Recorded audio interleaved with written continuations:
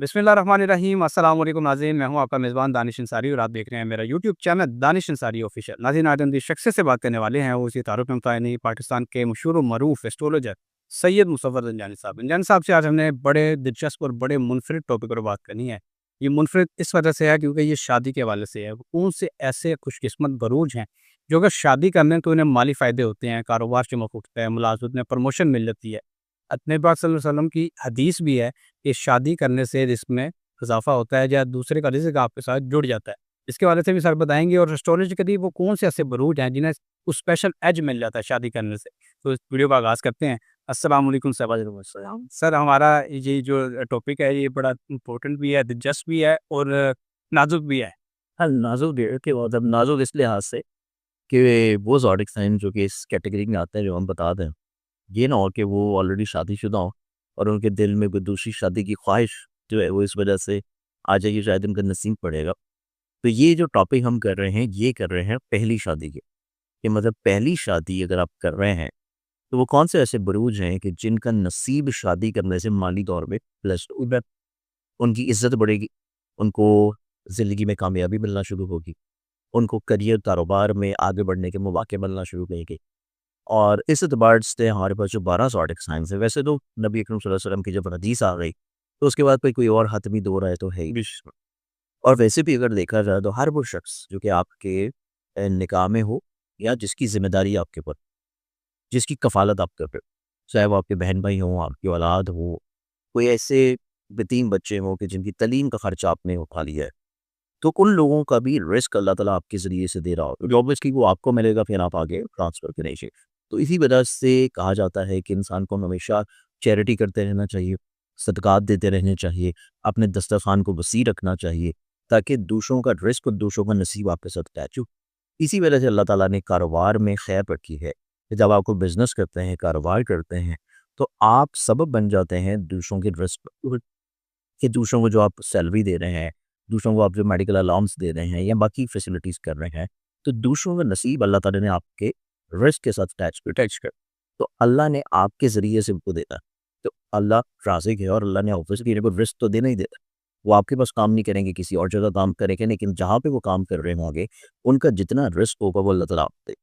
इसी वजह से जो बहुत बड़ी-बड़ी कंपनीज़ हैं, मल्टीनेशनल कंपनीज़ हैं और कुछ लोग बिज़नेसेस जब कर रहे होते हैं, उनके बिज़नेसेस में लॉसेस, प्रॉब्लम्स आती हैं, तो वो लोग भी अप्रोच या कॉन्टैक्ट कर रहे होते हैं पूछने के लिए कि उनके पास जितने एम्प्लॉय हैं, जितने जिनके पास एम्प्लॉय लिस्ट है, उनके चार्ट्स को वो देखते हैं बेसिकली कि उनके नसीब में अगर पैसा है और उन्होंने उनको हायर किया है, तो उनके काम करने की एफिशिएंसी और उनके नसीब या मुकद्दर का पैसा आपके जो एम्प्लॉयर है उसको मिल रहा है कि नहीं मिल रहा। तो ये चीज़ जो मल्टीनेशनल कंपनीज़ हैं, वो भी इस चीज़ को चेक कर रही होती हैं।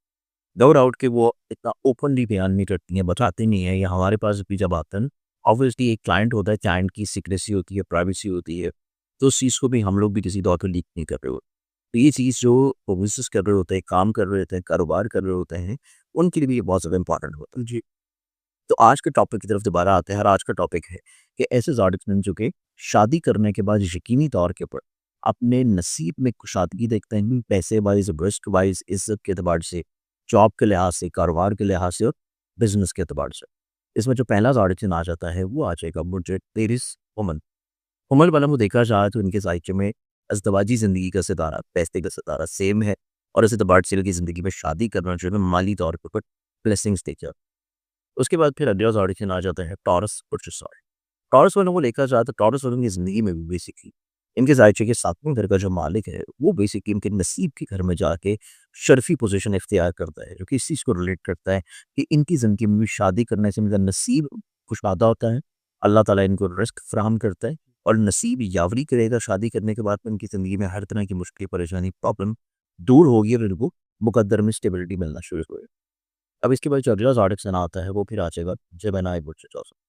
जेमिनी वालों को देखा जाए तो इनकी भी इज़्दवाजी ज़िंदगी के सुख का जो रूलिंग प्लैनेट है और इनकी इज़्ज़त का, करियर का, कारोबार का दोनों का सेम, जो कि इस चीज़ को रिलेट करता है कि इनकी ज़िंदगी में भी जब ये लोग शादी करते हैं तो इनकी ज़िंदगी में मुकद्दर का सितारा चमकता है और इनको इज़्ज़त मिलना शुरू हो जाती है। माशरे में इनका एक मुकाम बनना शुरू होता है और उसके बाद इनके कारोबार में वुसअत आना शुरू होती है। एक करियर को आगे बढ़ाने के मौके मिलने शुरू हो जाते हैं। तो ये 3 ज़ोडिएक्स इन दिस कैटेगरी में पहले नंबर का एरीज़, टॉरस और जेमिनी। अब इसके बाद अगर हम लोग देखें बाकी ज़ोडिएक साइंस को, तो उन ज़ोडिक साइंस में फिर मेरे पास आता है लिब्रा।